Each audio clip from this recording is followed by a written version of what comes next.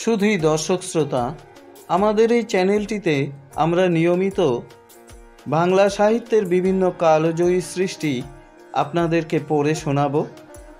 আপনারা দয়া করে আমাদের এই চ্যানেলটি সাবস্ক্রাইব করুন এবং বেল আইকনটিতে চাপ দিয়ে রাখুন, যাতে করে আমাদের নতুন পরিবেশনার সংবাদ আপনাদের নিকট পৌঁছে যায়। দয়া করে চ্যানেলটি সাবস্ক্রাইব করুন। ধন্যবাদ।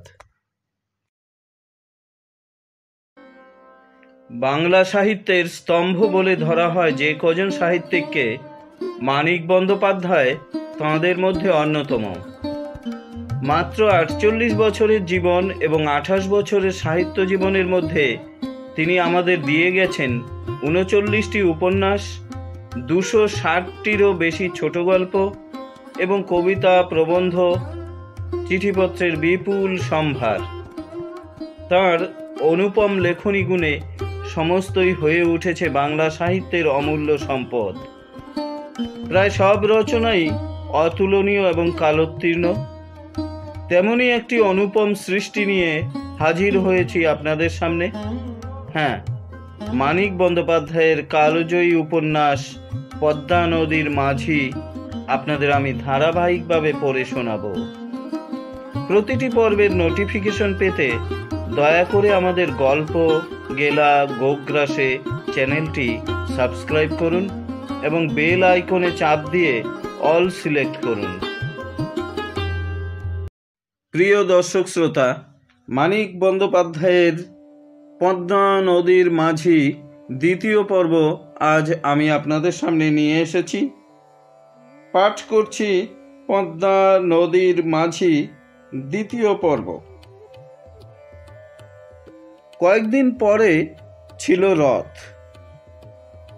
রথ উপলক্ষে কেতুপুরে কোনো রকম ধুমধাম হয় না। পদ্মার ওপারে আছে সোনাখালী গ্রাম, রথের উৎসব হয় সেইখানে। সোনাখালীর জমিদারদের ছোট একটি রথ বের হয়।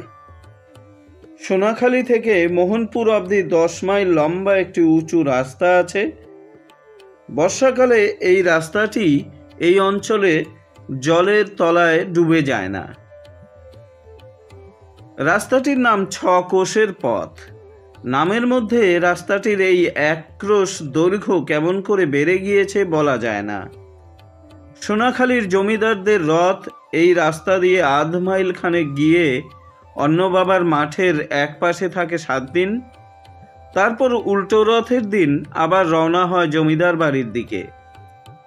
স্থানটির অন্য বাবার মাঠ নাম হওয়ার একটু ইতিহাস আছে। অনেক দিন আগে এই অঞ্চলে একবার ভয়ানক দুর্ভিক্ষ হয়। সেই সময়ে কোথা থেকে এক সন্ন্যাসী এসে এই মাঠে আস্তানা গাড়েন এবং একটি বিরাট অন্নসত্র খুলে দেন। নিজের বলতে সন্ন্যাসীর এক কানাকড়িও সম্বল ছিল না। শোনা যায় এমনই আশ্চর্য ছিল মানুষের ওপর তার প্রভাব যে সামনে দাঁড়িয়ে চোখে চোখে চেয়ে তিনি হুকুম দিতেন, আর বড় বড় জমিদার মহাজনেরা মনে মনে চাল ডাল পাঠিয়ে দিত এই মাঠে। শত শত ভদ্র গৃহস্থ নিজেরাই কোমর বেঁধে তা রান্না করে দুর্ভিক্ষ পীড়িত নরনারীদের বিতরণ করত অন্ন। ব্যাপারটা যে ঠিক এই রকম ঘটেছিল তার কোনো প্রমাণ এখন আর নেই। যেসব বড় বড় উড়ানে সেই বিরাট ক্ষুধাযজ্ঞের আগুন জ্বলত, আজ তার একটু কালির দাগ পর্যন্ত কোথাও খুঁজে পাওয়া যাবে না। রথের দিন এই মাঠে প্রকাণ্ড মেলা বসে, উল্টো রথ পর্যন্ত স্থায়ী হয়। পদ্মা আগে তফাতে ছিল, এখন এত কাছে সরে এসেছে যে মেলার একটা প্রান্ত প্রায় নদী তীরেই এসে ঠেকে। স্থলপথ ও জলপথে দল বেঁধে এসে মানুষ মেলায় ভিড় জমায়। ভিড় বেশি হয় প্রথম এবং শেষ দিন। মাঝখানের কদিন মেলা একটু ঝিমিয়ে যায়। গ্রামবাসীর প্রয়োজনীয় ও শখের পণ্য সমস্তই মেলায় আমদানি হয়। এমনকি শহরের নারী পণ্যের আবির্ভাবও ঘটে থাকে। কাপড়ের দোকান, মনোহারি দোকান, মাটির খেলনার দোকান, খাবারের দোকান, দোকান যে কত বসে তার সংখ্যা নেই। গরু ছাগল বিক্রি হয়, কাঁঠাল ও আনারসে মেলার একটা দিক ছেয়ে যায়। বড় বড় নৌকায় মালদহ ও ত্রিহুতের আম আসে। লেমনেডের নামে বোতলে ভরা স্যাকারিনের লাল নিস্তেজ জল বিক্রি হয় অজস্র। মেয়েরা স্বাদ মিটিয়ে শাঁখা ও কাঁচের চুড়ি পরে। ছেলেদের কোমরে বেঁধে দেয় নতুন ঘুনসি। কয়েকটি স্থানে গভর্নমেন্ট থেকে লাইসেন্সপ্রাপ্ত জুয়া খেলা চলে। মেলার এটা একটা প্রধান অঙ্গ। সবচেয়ে বেশি ভিড় হয় বালা খেলার কাছে। চারকোনা বাঁশের বেড়ার চারদিকে ভিড় করে দাঁড়িয়ে 4 পয়সায় 4 বালা কিনে বেশিরভাগ গরিব চাষাভুষারাই হরদম ছুঁড়তে থাকে। রুদ্ধ নিঃশ্বাসে চেয়ে দেখে নিক্ষিপ্ত বালাটি লাল শালুতে সাজানো। টাকা, আধুলি, সিকি ও দোয়ানির অরণ্যের মধ্যে অন্ধের মতো ঘুরে ঘুরে স্থির হতেছে ফাঁকা জায়গায়। পুনরাবর্তিত ব্যর্থতায় তাদের কোনো মতে যেন বিশ্বাস হতে চায় না। কত কাছাকাছি সাজানো মুদ্রাগুলি ফাঁকা জায়গায় যে কম। ওদের মধ্যে কে বুঝি বউয়ের জন্য একখানা পাছাপার শাড়ি, ছেলেদের জন্য কিছু খেলনা ও খাবার এবং সংসারের জন্য কি কি সব জিনিস কিনতে অনেক দিনের চেষ্টায় জমানো কটা টাকা এনেছিল। দেখে সন্ধ্যার সময় দূরের মানুষ যখন বাড়ির দিকে শ্রান্ত পা বাড়িয়েছে, বেচারির কাছে বিড়ি কিনবার পয়সাও নেই। আজীবন উপার্জন করে সে পরকে খাইয়েছে। সে যে কি নিরীহ গৃহস্থ। কারো কথা না ভেবে আজ সে একই করে বসল। একবেলা স্বাধীনভাবে স্বার্থপরতা করার সুযোগ পেয়ে নিজেকে সামলাতে পারল না।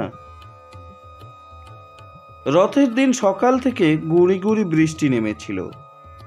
বেলা বাড়লে নিদ্রাতুর চোখ মিটমিট করতে করতে গণেশ কুবেরের বাড়ি এলো। কুবের তখনও ঘুমাচ্ছিল। গণেশ তাকে ডেকে তুলল, বলল, চল কুবির, নাটা ঠিক করে থুয়া আহি। আমারে ডাইকা আজান খুরা নাই গিয়া বইয়া আছে। কুবের প্রকাণ্ড একটা হাই তুলে বলল, বয় গনসা, বয়। অপিসি, আমারে আর গনসারে দুগা মুড়ি দিবা গো। আলো গোপী, আমারে নিয়ে এক ঘটি জল দিবার পারস। ঘরে মুড়ি ছিল না, কদাচিৎ থাকে। পিসি 4টি চিরা আর একটু গুড় দিয়ে গেল। গুড় মুখে দিয়ে শুকনো চিরা চিবোতে চিবোতে কুবের বলল, খা গনসা, রথের বাদলা নামছে দেখছস? হ, চালায় ছন চাপান লাগে। রাইতের বাদলায় ঘরে জল পড়ছিল দেখ। গণেশ চেয়ে দেখল জল পড়ে ঘরের একটা কোণ সত্যই ভেসে গেছে। জিভা দিয়া সে একটা আফসোসের শব্দ করল, বলল, কোন দিয়ে পড়ছে তাই বাঁচান, না তো জিনিসপত্র সব ভাইসা যাইতো। চালায় চা পাবি নাকি সন? আজ মেলায় গেলি তো সময় পাবি না। কুবের মাথা নেড়ে বলল, ছন কই?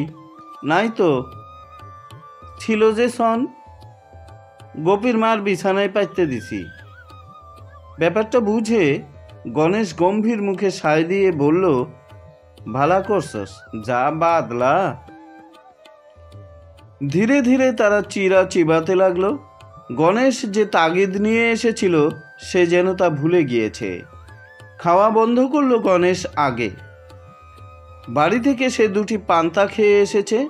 কুবের খাক। ঘটিটা উঁচু করে মুখে ঢেলে সে জল খেলো। আরও 2টি চিরা মুখে দিয়ে বাকিগুলি কুবের দান করে দিল তার বড় ছেলেকে।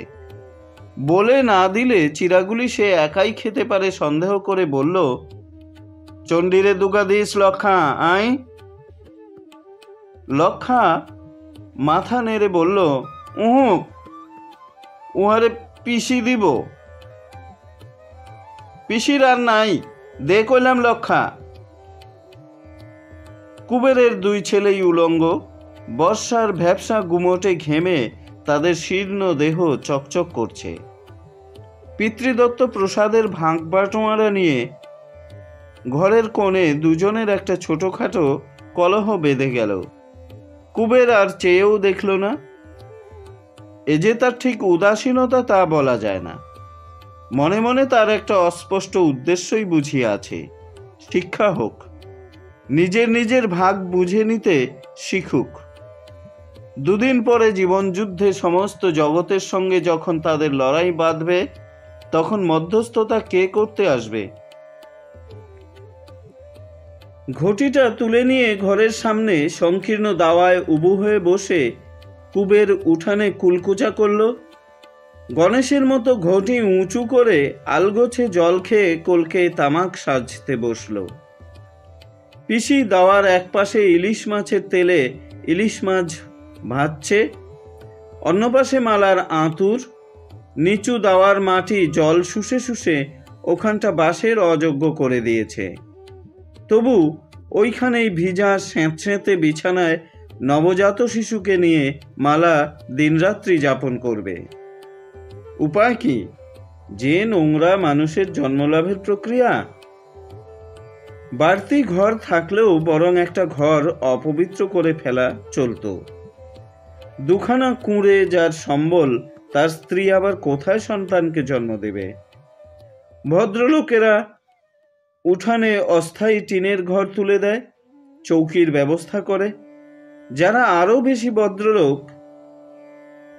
তাদের থাকে শুকনো খটখটে স্থায়ী আঁতুর ঘর। কুবেরের তো সে ক্ষমতা নেই। তার যতখানি সাধ্য সে তা করেছে।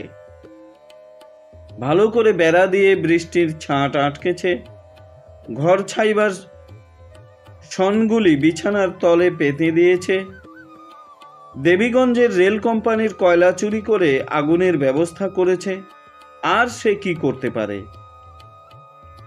হঠাৎ 1 মিনিটেরও কম সময় ধরে ঝুপঝুপ করে জোরে বৃষ্টি হয়ে গেল। তারপর যেমন গুড়ি গুড়ি বৃষ্টি পড়ছিল তেমনি পড়তে লাগলো। গণেশ দরজার কাছে সরে এসে বলল, যাবি না কুবির? কুবের বলল, হ ল যাই। আচ্ছা তুই ক দেখি গণেশ, হিরু জ্যাঠার ঠাই দুগাছ হঞ্চামু নাকি? দিব না। গণেশ বলল, হিরু জ্যাঠা সন দিব? জ্যাঠারে তুই চিনস না কুবির, কালের কাণ্ড জানস? বিহানে ঘরে ফিরা সুমু, বউ কয় চাল বারন্ত, খাওয়া আইঠা কলা, ভর রাত জায়গা ঘুমের লাইগা 2 চক্ষু আধার দেহে চাল বারন্ত। বউরে কইলাম, হিরু জ্যাঠার ঠাই দুগা চাল করজ আনগা, দুপুরে গায়ে গিয়া কিনা আনুম। কলি না পিত্তয় যাবি কুবির, বউরে জ্যাঠা ফিরাইয়া দিল। কয় কি বিশুদ্ধবার কর্জ দেওয়ান মানা। কুবের সবিস্ময়ে বলল, হ তোর নিজের জ্যাঠা না? নিজের জ্যাঠা বললেই পিরিত যেন বেশি কুবির, খালি নিবার পারে, দিবার পারে না। এই কথাগুলি বলতে পারার মধ্যে গণেশের পক্ষে বিস্ময়কর বুদ্ধিমত্তার পরিচয় আছে। কুবের শিরশ্চালনায় সায় দিয়ে বলল, আমার ঘরে পাঠাইলি না কেন বউরে? গণেশ যেমন বোকা তেমনি সরল। সে বলল, তুই চাল পাবি কনে? এ কথায় অপমান বোধ করে কুবের উঠল রেগে। চাল পামু কনে? কেন আমরা ভাত খাই না? গরিব বইলা দুগা চাল কর্জ না দেওয়ানের মতো গরিব আমি না, যাই না থুইস। কুবের রাগে ও গণেশ লজ্জায় খানিকক্ষণ চুপ করে রইল। শেষে গণেশ আস্তে আস্তে বলল, গোসা কল্যাণী কুবির দা। মাঝে মাঝে কুবেরের রাগের সময় ভীরু গণেশ তাকে সম্মান করে তুমি সম্বোধন করে। করুম না, গাও জ্বালাই না কথা কস যে, আজান খুরা বইয়া আছে, ল যাই। কুবের উঠোনে নেমে গেল। বৃষ্টিতে ভিজে ভিজে উঠানটা কাদা ও পিচ্ছল হয়ে আছে। কুবের উঠোনে নেমে গেল। বৃষ্টিতে ভিজে ভিজে উঠানটা কাদা ও পিছল হয়ে আছে। বাড়ির উঠোনের এই নোংরা পচা পাঁকের চেয়ে নদী তীরের কাদা অনেক ভালো। সেই কাদায় হাঁটু পর্যন্ত ডুবে গেলেও যেন এরকম অস্বস্তি বোধ হয় না। বাড়ির পাঁকে পায়ে হাজা হয়, পাঁক ঘেঁটে যার জীবিকা অর্জন করতে হয় সেই পাঁকের সংস্পর্শে তারও পা কুটকুট করে। আকস্মিক ক্রোধে কুবের ছেলে মানুষের মতো উঠানে একটা লাথি মারল। পায়ের পাতার একটা পরিষ্কার ছাপ মাত্র উঠানে পড়ল, তাতে আর কিছু হলো না। আঁতুর ঘর থেকে ক্ষীণস্বরে মালা বলল, আগো যাইও না, শুই না যাও, সালা দিয়ানি ঘরে জল পড়ছে, সনগুলা লইয়া যাও, বিছানার তলে সন দেওন না দেওন সমান। মালার মুখে এমন নিঃস্বার্থ উক্তি প্রায় শোনা যায় না। কুবেরের মুগ্ধ হওয়া উচিত ছিল, কিন্তু তার পরিবর্তে সে বিরক্ত হয়েই বলল, কি এর সমান? সন না পাইতা ভিজা ভিতে শোন যায়? রঙ্গ কইরা কাম নাই, চুপ মাইরা শুইয়া থাক, সালার লাগে সন লাগে আইনা লমু। হোসেন মিয়া না কইছিল খড় দিব? হোসেন মিয়া কলকাতা গেছে। মালা আফসোস করে বলল, কবে গেল? আগে নিয়ে একবার কইলা, এক পয়হার সুই আনবার কইতাম। কলকাতায় পয়হায় 10 খান পাওয়া যায়। কলকাতা থেকে মালা 1 পয়সার ছুঁচ আনতে দিত শুনে কেউ হাসল না। পিসি বরং মালার কথায় সাই দিয়েই কি যেন বলল, ঠিক বোঝা গেল না। জবাব দিবার প্রয়োজন ছিল না। কুবেরের পায়ের আঙ্গুলের ফাঁকে হাজার ঘায়ে বিষাক্ত পাঁক কামড়াচ্ছিল। সে নীরবে বের হয়ে গেল। নদী তীরে নৌকায় তাদের কাজ ছিল। খাওয়া দাওয়ার পর নৌকা নিয়ে তারা সোনাখালীর মেলায় যাবে, সঙ্গে ছেলেমেয়েরা থাকবে। কেতুপুর ও আশপাশের গ্রাম থেকে এমন যাত্রীও পাওয়ার সম্ভাবনা আছে যারা ভাড়া দিয়ে মেলায় যাবে। নৌকাটা একটু সাফ করে একটা অস্থায়ী হোগলার ছই বানিয়ে নেওয়া দরকার। নৌকার ছোট পালটি মেরামত করার জন্য নাবানো হয়েছিল। বাঁশের মাছ তুলে সেটিও আবার ঠিক করে খাটাতে হবে। বর্ষাকালে বাতাস প্রায় সোনাখালীর দিকেই বইতে থাকে। গুমোট করে সামান্য বাতাস যদি ওঠে, পাল তুলে মেলায় পৌঁছতে আজ 1 ঘন্টা সময়ও লাগবে না। নদীর ধারে পৌঁছে তারা দেখতে পেল ছাতি মাথায় দিয়ে হোসেন মিয়া দাঁড়িয়ে আছে। ঘর ছাইবার জন্য হোসেনের কাছে বিনামূল্যে কিছু সন পাওয়ার সম্ভাবনা ছিল। তাকে দেখে কুবেরের খুশি হওয়াই উচিত ছিল, তবু লোকটার আবির্ভাবে চিরদিন যে দুর্গেয় আশঙ্কা তাকে অস্বস্তি বোধ করায়, আজও সেই আশঙ্কাই হঠাৎ তাকে দাঁড় করিয়ে দিল। চুপি চুপি বলল, হোসেন মিয়া রে গণেশ? তাই তো দেহি। একটু রহস্যময় লোক এই হোসেন মিয়া। বাড়ি তার নোয়াখালী অঞ্চলে। কয়েক বছর থেকে কেতুপুরে বাস করছে। বয়স তার কত হয়েছে চেহারা দেখে অনুমান করা যায় না। পাকা চুলে সে কলপ দেয়, নূরে মেহেদি রং লাগায়, কানে আতর মাখানো তুলা গুঁজে রাখে। প্রথম যখন সে কেতুপুরে এসেছিল, পরনে ছিল একটা ছেঁড়া লুঙ্গি, মাথায় এক ঝাঁক রুক্ষ চুল, ঘষা দিলে গায়ে খড়ি উঠত। জেলেপাড়া নিবাসী মুসলমান মাঝি জহরের বাড়িতে সে আশ্রয় নিয়েছিল। জহরের নৌকায় বৈঠা বইত। আজ সে তার বেঁটে খাটো তৈলচিক্কন শরীরটি আজানুলম্বিত পাতলা পাঞ্জাবিতে ঢেকে রাখে, নিজের পানশিতে পদ্মায় পাড়ি দেয়। জমি জায়গা কিনে ঘরবাড়ি তুলে পরম সুখেই সে দিন কাটাচ্ছে। গত বছর নিকা করে ঘরে এনেছে 2 নম্বর স্ত্রীকে। এইসব সুখের ব্যবস্থা যে সে কি উপায়ে করেছে গ্রামের লোক ঠিক অনুমান করে উঠতে পারেনি। নিত্য নতুন উপায়ে সে অর্থোপার্জন করে। নৌকা নিয়ে হয়তো সে পদ্মায় মাছ ধরতে গেল সে সত্যই, কারণ যাওয়াটা সকলেই দেখতে পেল। কিন্তু পদ্মার কোনখানে সে মাছ ধরল, মাছ বিক্রি বা করলো কোন বন্দরে, কারো চোখে পড়ল না। তার নৌকার মাঝিদের জিজ্ঞাসা করে একটা গল্প মাত্র শোনা গেল যে বন্দরে তারা মাছ বিক্রি করেছে সেখানে নৌকায় যাতায়াত করতে নাকি 7-8 দিন সময় লাগে।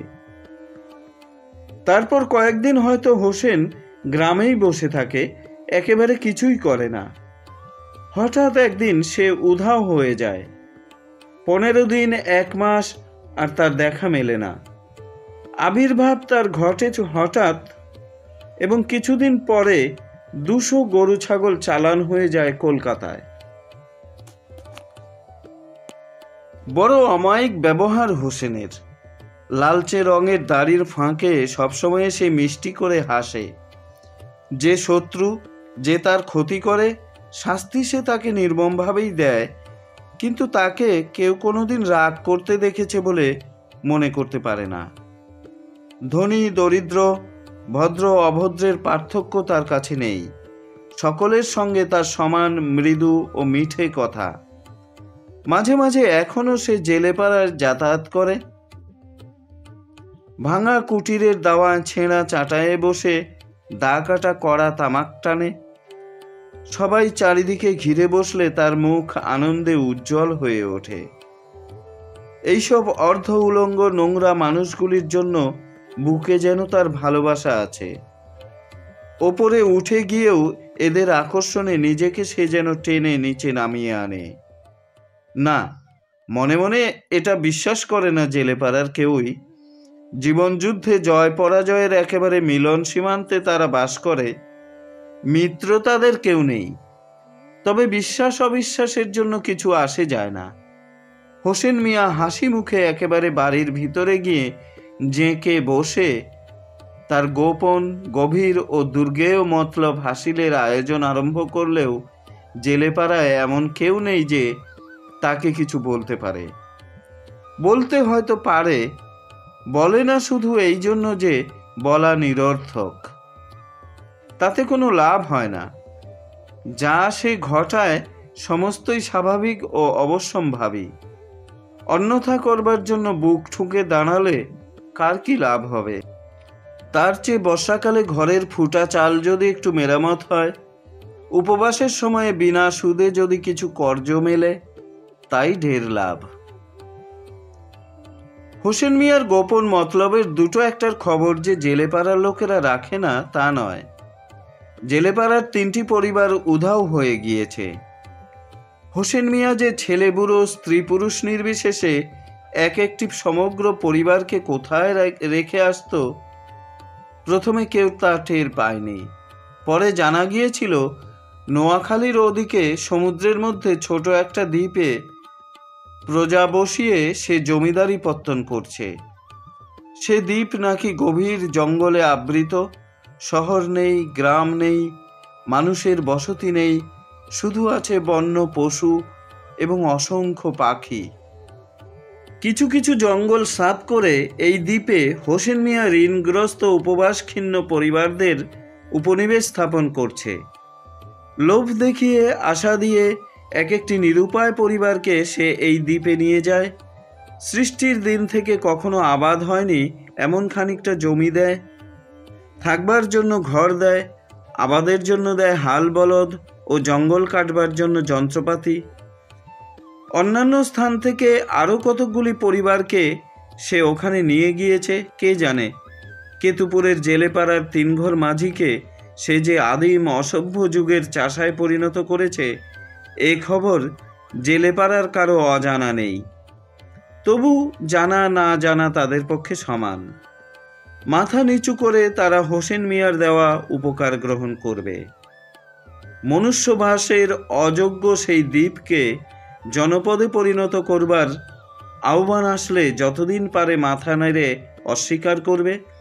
যেদিন পারবে না সেদিন স্ত্রী পুত্রের হাত ধরে নিঃশব্দে হোসেন মিয়ার নৌকায় গিয়ে উঠবে। তাই মনে মনে লোকটাকে ভয় করলেও কাছে গিয়ে কুবের বলল, সালাম মিয়া ভাই। হোসেন বলল, সালাম। কেমন ছিলাম আজি? কাহিল মালুম হয়। জ্বরে ভুগলাম। কলকাতার থনে আলেন কবে? আইজ আলাম। তা গণেশ ভাই, খবর কি, মেলায় যাবা না? গণেশ ঢোক গিলে বলল, জামু মিয়া ভাই, মেলায় জামু। পোলাপানেরা মেলায় যাওয়ানের লেগে খেইপে আছে, না গেলে চলবো কেন? গুমটি দিছে, বাদাম চলবো না। সকাল সকাল রওনা দিবা। বদর কইও মাঝি, সাঁঝের আগে ফিরে আইও, আসমান ভালো দেখি না। শুইনা আলাম আজকালির মধ্যে জবর ঝড় হইবার পারে। কুবের আকাশের দিকে ও নদীর দিকে চাইল।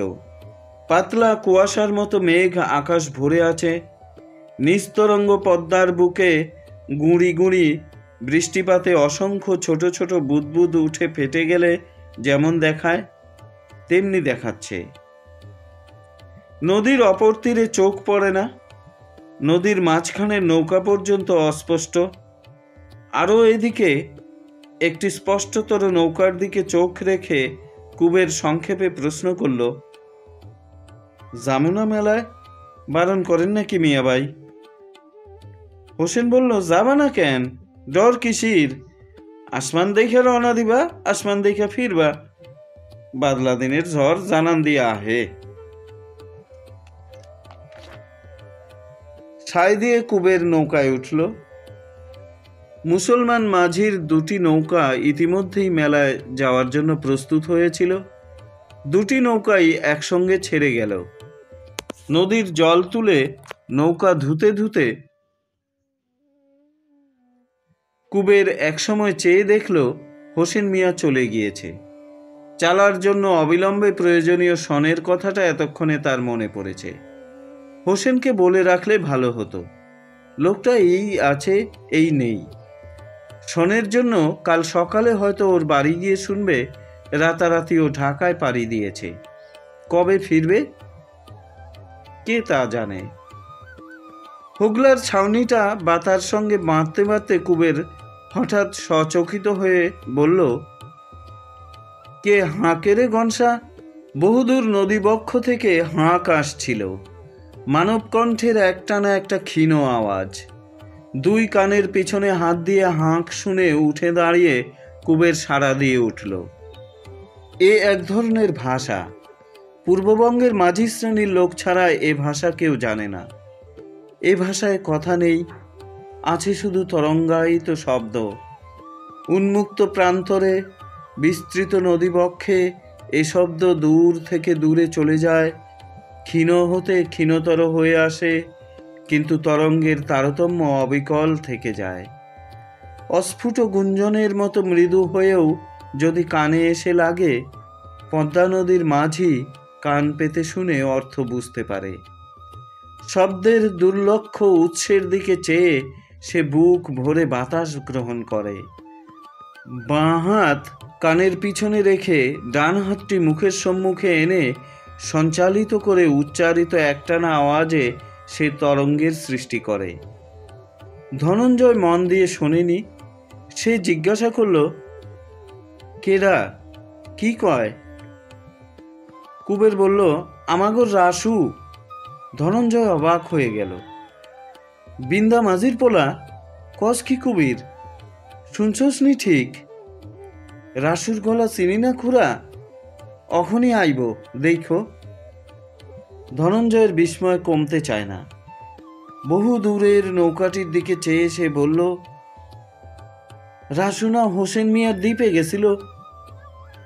হ, আইলো কিবা? কুবের বিরক্ত হয়ে বলল, কিবা কমু খুড়া, আহুক জিগাইও। হোসেন মিয়া ছাইরা দিবার পারে, ও নিজে পলাইয়া আইবার পারে, না জিগাইয়া নি কন যায়। খানিক পরে আবার হাঁক আসলো, এবার আরো স্পষ্ট। হাঁকের আওয়াজে যে একটি উৎসুক সুর ছিল, তিনজনের কানেই তা ধরা পড়ল। গণেশ কুবেরের মুখের দিকে চেয়ে কি বলতে হাঁ করে কিছুই বলল না। হাঁকের জবাব দেবার জন্য কুবের সুদীর্ঘ শ্বাস গ্রহণ করল। কিছুক্ষণ পরে একটা জীর্ণ পুরাতন নৌকা এসে ভিড়ল পাশে। দুজন অচেনা মাঝি নৌকা বেয়ে এসেছে, ভিন গাঁয়ের নৌকা।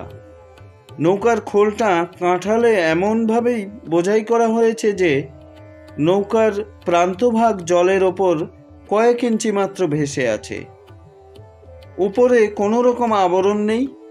গুঁড়ি গুঁড়ি বৃষ্টিতে মাঝি দুজন এবং রাসু তিনজনেই ভিজে গিয়েছে। তাড়া দিয়ে রাসুকে এ নৌকায় নামিয়ে দিয়ে মাঝি দুজন বোধহয় তাকে গাল দিতে দিতেই তৎক্ষণাৎ আবার ঠেলা দিয়ে নৌকার মুখ ফিরিয়ে বৈঠা ধরল। পদ্মা নদীর চিরন্তন রীতি অনুসারে কুবের জিজ্ঞাসা করল, কোন গাঁও থেকে আইলা মাঝি, যাইবা কোয়ানে? জবাব দেবার রীতিও চিরন্তন। তারা সক্রোধে বলল, সুলপি থেকে আইলাম, জামু মেলায়। রাগের কারণটা তাদের সহজেই বোঝা যায়। সুলপি থেকে সোজাসুজি সোনাখালীর মেলায় যাওয়ার বদলে রাসুকে এখানে পৌঁছে দিতে তাদের পদ্মা পার হতে হয়েছিল। প্রতিদানে রাসু যে তাদের কিছুই দিতে পারেনি তাও অত্যন্ত সুস্পষ্ট। কিন্তু এ রাগ তাদের ফলপ্রসূ নয়, এ শুধু রাগ। রাসুর মতো দুরবস্থায় পড়ে আবার যখন কেউ তাদের পদ্মা পার করে দেবার অনুরোধ জানাবে, এমনিভাবে রেগে উঠলেও সেই নিরুপায় মানুষটিকে তারা না বলতে পারবে না। বিনা প্রত্যাশায় বোঝাই নৌকা নিয়ে 3 ক্রোশ অতিরিক্ত বৈঠা বাইবে। এটা মহত্ব নয়, পরোপকার নয়, এটা রীতি, অপরিহার্য নিয়ম। আশ্চর্য এই নিয়ম পালন করে ক্রুদ্ধ হয়ে ওঠাও অনিয়ম নয়। নৌকায় পা দিয়ে রাসু খানিকক্ষণ আড়ষ্ট হয়ে দাঁড়িয়ে রইল। তারপর কুবেরকে জড়িয়ে ধরে গদগদ কণ্ঠে বলল, আমি আলাম গো কুবিরদা। কণ্ঠে আলি রাসু? কই কুবিরদা কই, তোমাকে দেখা মুখের আও সরে না, কতকাল পরে ফিরা আলাম। কুবের ও গণেশ তার চোখে জল দেখতে পেল। ধনঞ্জয় পড়েছিল তার পেছনে। সে উপস্থিত থাকতে রাসু যে এসে পৌঁছেই কুবেরকে জড়িয়ে ধরে আহ্লাদে ডগমগ হয়ে উঠল, এতে মনে মনে সে ঈর্ষাতুর ও অসন্তুষ্ট হয়ে উঠেছিল। রাসুর আবির্ভাবে উত্তেজনা তারও কম হয়নি। তা গোপন করে শান্ত উদাসভাবে সে বলল, বয় রে রাসু, বয়। কুবেরকে ছেড়ে রাসু হোগলার নিচে নৌকার আধ ভেজা পাটাতনের ওপর বসে পড়ল। হাতের উল্টা পিঠে চোখ মুছে পরনের জীর্ণ বসনে ঘষে হাতে লাগা অশ্রু মুছে ফেলল। 3 জোড়া চোখ চেয়ে রইল তার শীর্ণ কঙ্কালসার দেহটির দিকে। 3 বছর আগে হোসেন মিয়ার সঙ্গে সপরিবারে সে যখন ময়নাদ্বীপের উদ্দেশ্যে যাত্রা করেছিল, দেহ তখন তার অবশ্য বিশেষ পরিপুষ্ট ছিল না, কিন্তু এমনভাবে ভেঙেও সে পড়েনি। রাসুর মাথায় বড় বড় চুল জটা বেঁধে গেছে। সর্বাঙ্গে অনেকগুলি ক্ষতের চিহ্ন, কয়েকটা ঘা এখনো ভালো করে শুকায়নি। 2টি পাই তার হাঁটুর কাছ থেকে গোড়ালি পর্যন্ত ফোলা। গায়ের চামড়া যেন তার আলগা হয়ে শুকিয়ে শক্ত ও কালো হয়ে উঠেছিল। এখন বৃষ্টির জলে ভিজে ভিজে ভেজা জুতার চামড়ার মতো স্যাঁতসেঁতে দেখাচ্ছে। একটু আগে বহুদূর থেকে অত জোরে হাঁক দিবার শক্তি সে কোথায় পেয়েছিল ভেবে কুবের অবাক হয়ে রইল। রাসু ঝিমিয়ে পড়ছিল। ধনঞ্জয় জিজ্ঞেস করল, ময়নাদ্বীপ থেকে আলি না রাসু? হ্যাঁ। পলাইয়া আইসস? হ্যাঁ, বৈশাখ মাসে। বৈশাখ মাসে? এতকাল কই ছিলি তুই?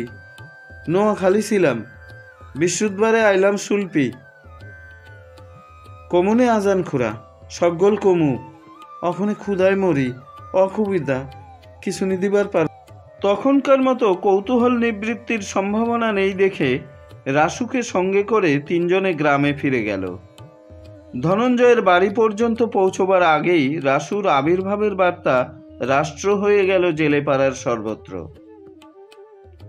কিছুক্ষণের মধ্যেই ধনঞ্জয়ের উঠান জেলেপাড়ার কৌতূহলী ছেলে মেয়ে স্ত্রী পুরুষে ভরে উঠল। সবার চোখে অপার বিস্ময়। 3 বছর আগে সবাই যাকে মৃত্যুমুখে সঁপে দিয়েছিল, প্রায় 3 বছর যাকে সকলে একরকম ভুলেই ছিল, হঠাৎ সে আবার এলো কোথা থেকে? রাসুর মামা 80 বছরের বুড়া প্রীতম মাঝিও নুব্জ দেহ নিয়ে লাঠিতে ভর দিয়ে এসে পড়ল। রাসু দাওয়ার ওপরে চাটাইয়ে বসে মুহ্যমানের মতো একদা পরিচিত এই জনতার দিকে স্তিমিত নিস্তেজ দৃষ্টিতে চেয়ে দেখছিল। কাছে গিয়ে ক্ষীণ দৃষ্টি প্রীতম মাঝি তাকে অনেকক্ষণ ঠাহর করে দেখল। চিনতে পেরে ভাবাবেগে হাত থেকে লাঠিটা খসে যাওয়ায় হঠাৎ ভাগ্নের গায়ের ওপরেই হুমড়ি খেয়ে পড়ে সে উঠল কেঁদে। হুমড়ি খেয়ে পড়বার আঘাতে নয়, কেঁদে উঠল সে এই বলে যে রাসু একা ফিরে আসলো, আর সকলে কই। যে অনাহারের পীড়নে রাসু একদিন সপরিবারে ঘরছাড়া হয়েছিল, দুমুঠা চাল দিয়ে প্রীতম তা লাঘব করবার কোনো চেষ্টাই করে নাই। তাই বলে তার এই কান্না যে অশোভন হলো তা নয়। সেই দুর্দিনে মামার স্বাভাবিক উদাসীনতার স্মৃতি রাসুও মনের মধ্যে পুষে রাখেনি। শুধু সেই দুর্দিনের স্মৃতি নয়, সবাই যেন সে এতক্ষণ ভুলেছিল তার দুঃখ বেদনার সর্বাঙ্গীন ইতিহাস। প্রীতমের কান্না শুনে সেও হঠাৎ ডুকরে কেঁদে উঠল। আমি একা ফিরে আইলাম গো মামা, সব কটারে গাঙের জলে ভাসাইয়া দিয়ে আমি একা ফিরে আইলাম। কান্নার মধ্যেও প্রীতম চমকে উঠল। একেবারে বেখাপ্পা সুরে প্রশ্ন করল, কস কি রাসু, সব কটা গেছে? রাসু সায় দিয়ে বলল, সব গেছে মামা, আমার কেউ নাই। কেউ নেই? এক স্ত্রী, 2 পুত্র ও 1 কন্যা, একুনে এই 4 জনকে সঙ্গে নিয়ে সে নিরুদ্দেশ যাত্রা করেছিল। হোসেন মিয়ার জঙ্গলাকীর্ণ ময়নাদ্বীপের উপনিবেশে একে একে 4 জনেই মৃত্যুর দেশে নিরুদ্দেশ হয়ে গিয়েছে। এই গভীর শোকাবহ সংবাদে কেতুপুরের জেলেপাড়া নিবাসী নরনারী মুখ হয়ে গেল। অথচ এই সংবাদ রাসুর আকস্মিক আবির্ভাবের মতো বিস্ময়কর নয়। সকলেই এটা জানত। সমুদ্রের মধ্যে যে দ্বীপে সৃষ্টির দিন থেকে মানুষ বাস করেনি, সেখানে গিয়ে কারো বাঁচবার উপায় আছে? রাসুরা যখন সেখানে যায় তখনই সকলে নিশ্চিত জেনেছিল তারা মরতে যাচ্ছে।